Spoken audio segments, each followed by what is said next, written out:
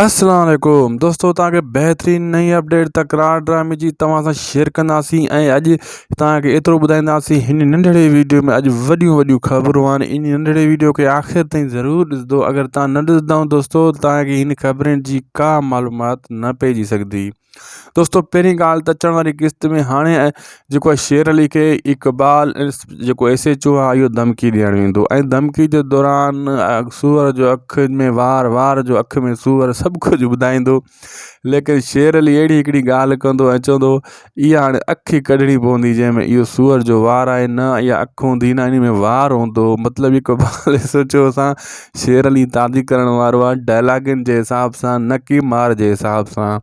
ऐं इहे शइ जेको आहे इक़बाल SHO जेको आहे शेर अली जूं ॻाल्हियूं ॿुधी वार्निंग ॾेई तां हलियो वेंदो। इहा ॻाल्हि कंदो हाणे तूं ऐं मां हिकु जाइ ते नथा रही सघूं, तो मां आयो आहियां त तोखे ज़रूरु सिधो करे पोइ वेंदुसि। शेर अली चवंदो हाणे तुंहिंजो मां बि ख़ात्मो कंदुसि ऐं तोखे हिते फिनिश कंदुमि। इन इलाइक़े में तोखे कान रहण ॾींदुसि। अॻे बि तूं मूं बेगुनाह जे मथां इल्ज़ाम हणी जेर करे छॾी, हाणे वरी तूं ॿीहर ते पुॻो आहे।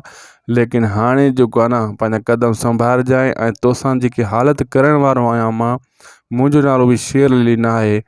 शेर अली उहो माण्हू आहे जो कंहिंखे दुश्मन खे न बख़्शींदो। दुश्मन हर कोई, सॼण कोई कोई, इहा डायलॉग हणी करे SHO इक़बाल खे हितां शेर अली मोटराए छॾींदो ऐं इक़बाल हितां हलियो वेंदो। बहरहाल दोस्तों, मां तव्हांखे ॿुधाईंदो हलां त पोइ थींदी मूसा वारनि सां जेके हालति हाणे जेको उन्हनि 5 ॾींहंनि जो रिमांड जेको पुलिस वरितो आहे। अहिड़े हिसाब सां दोस्तों, अचण वारनि किस्तनि जी सॼियूं अपडेटां इन YouTube चैनल उदासी TV ते तव्हांखे मिलंदियूं रहंदो। इन खे हाणे सब्सक्राइब करे छॾियो, पेज खे बि फॉलो, लाइक, शेयर ज़रूरु करे छॾियो। मिलंदासीं नेक्स्ट वीडियो में। ख़ुदा हाफ़िज़।